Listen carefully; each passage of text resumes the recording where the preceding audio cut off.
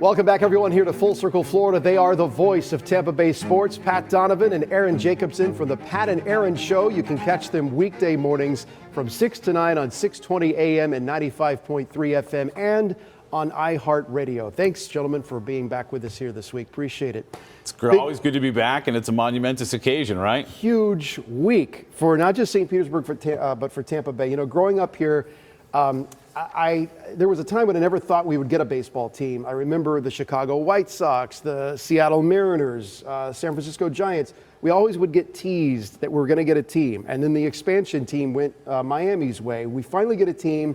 It always felt like it wasn't permanent because the Trop was never supposed to be the final destination. And the Rays and St. Pete were never sort of in sync. But now they're building this new ballpark, completely going to redevelop the city. Not just a win for St. Petersburg, but really for all of Tampa Bay. What are your thoughts as this ruminates in your head about what this means for the future? My thoughts are, Paul, it's finally permanent. It's finally permanent, and it's great for the Bay Area. It means Major League Baseball, Rob Manfred, the commissioner, really wanted baseball to stay in the Bay Area. A lot of us thought it was going to be in the city of Tampa. We really did down to the end. I think a lot of us were surprised when the announcement came out that it was going to be St. Petersburg, but it's huge for the area because it means the Rays are going to be staying here for a very long time. And it's not Tampa's loss, Pat. I mean, Tampa wins too. You just got to drive across the bridge. Yeah, and listen, I live in Temple Terrace. It's not that difficult. The drive is well worth it now, and it's going to be even more worth it. I just think it's such an exciting time. I think I made up a word as we started the segment. That's how excited I am, and I think that's how excited all Rays fans should be. So you have to drive a little bit. So do people in most major markets, right? I mean, I think for a while there, people thought this is going to get dicey. I know for myself, just because of growing up here and having the rug pulled out from under you with the teams, just getting the team, I thought we were going to lose this team at one point. I at least thought we were going to have to share them with Montreal because if you remember, Stu Sternberg said that was the only way we were going to have professional baseball. Now he says it's here to stay. I didn't think that Montreal plan was ever going to happen. And I think Rob Manfred was always honest about he wanted this to be a baseball market. The TV numbers are spectacular when it comes to the Rays. So I think with this announcement in St. Petersburg, it shows us that attendance is important, but it's not the most important thing. Does that still hang over their head, the attendance thing? I mean, you think that's going to solve maybe a little bit, but I think it's certainly going to help being in a smaller building and in a newer building. And it's something that we're always going to battle here because of the fact that most of us aren't from here, right? Like, I'm not from here originally. I've adopted the city. I love Tampa Bay. I root for all the teams here. Not everybody does, and there's always going to be that transient issue to some extent. But I think we're going to see more people at the ballpark. We have this season, and especially moving forward into the new park. You know, in a way, this was typical in Rays fashion, almost anticlimactic, because we've been here so many times before, so many false starts, false hopes, so many artist renderings of ballparks over the years. I've actually lost count of all the different visions of these new ballparks. And then there was that wackadoodle idea of sharing a season with Montreal. What do you think made this time different? What do you think it was about this deal that stuck? And by all appearances, everyone this time is finally on the same page. Pretty simple to me, and I'm sure Pat feels the same way. It's $600 million. Hold on. $600 million. That's what it is. I mean, we're talking about St. Petersburg, Pinellas County, coming up with money that Hillsborough County and the city of Tampa just could not come up with, not even close.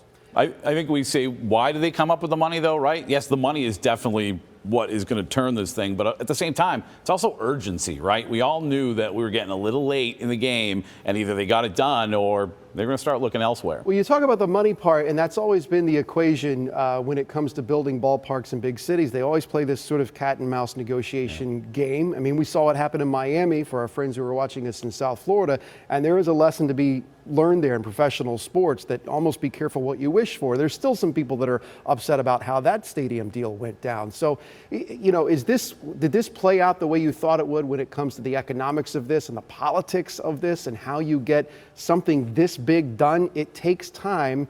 And I guess, maybe our friends in D.C. could learn something. You have to give half a loaf. You have to compromise. And yes, you have to come up with some money. Yeah, I think baseball makes more sense in Tampa and the city of Tampa. I still do, but Tampa didn't come up with the money. So when we look at the blueprint for how ballparks work, how stadiums work in America now, you have to have kind of a city around the stadium. Right. And that's why this ballpark, when you look at it, when you look at the renderings, the actual renderings, this is it now. It's beautiful. Everything around the park, it's going to be a destination for people. And in the park, Paul, they have 2 Rays tanks now. Two. What are we going to do? All right, this is going to take some time. It's not just the ballpark. It's what's coming around the ballpark. I think Sternberg said that from start to finish, it could take 15 years to build all of this out. So how painful is this surgery going to be? I know that parking is going to be a little bit tricky for years to come. I've been saying you have to break the eggs to make the omelet. This is a giant kitchen renovation, so to speak. Yeah, no doubt about it. And I'm not going to pretend that it's going to be easy and every time you go to the ballpark, it's not going to be a pain, because it already is sometimes, right? But the reality is that this is what it takes to build a new ballpark. And what I love is, having been able to meet with the Rays and some of their front office folks, this plan has been in place for a while, and there's a lot of plans on where to put folks, where to have people park while this is all going on. So as much as it makes us a little nervous for it to be a little more difficult to get to the ballpark, we're already complaining about crossing a bridge, right? They do have a lot of things in place to make it as seamless as possible. So the Rays are in the middle of a pennant race.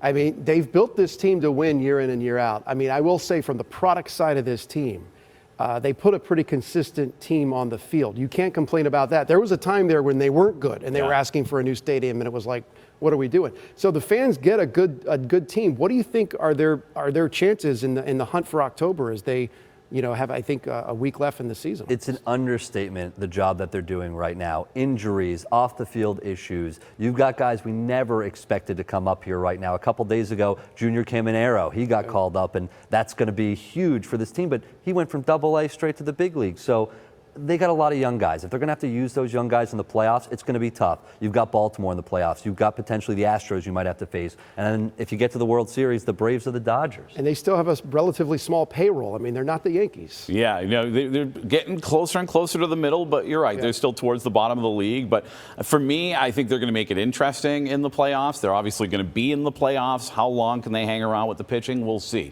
I've always felt, as soon as they lost Shane McClanahan, that unfortunately this season probably wouldn't end in a World Series championship, but crazier things have happened. So Cash is going to have to dip into that bullpen in order to get him across the finish line, right? Always does. Every arm, all hands on deck. Guys, stay with me. I got another big story I want to get your take on. It's being called the biggest story in sports. Can you guess what it is? Come on back next on Full Circle Florida.